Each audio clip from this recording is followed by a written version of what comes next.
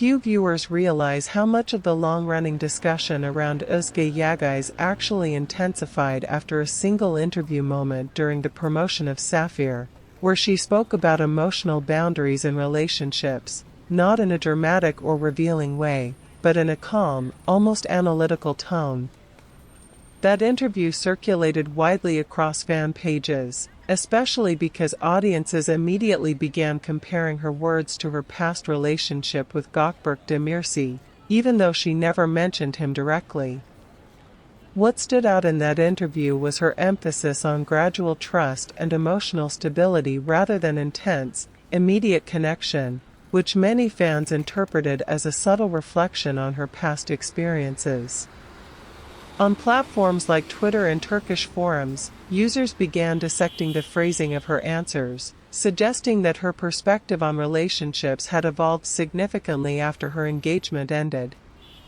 While none of these interpretations were confirmed, the consistency of these discussions shows how audiences often read between the lines, especially when dealing with actors whose personal lives were once highly visible.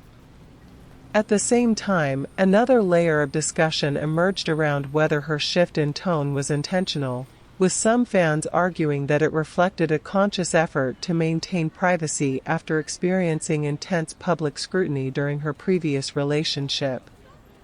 This interpretation aligns with her noticeably more controlled media presence in recent years, where she rarely shares personal details and keeps interviews focused on professional topics.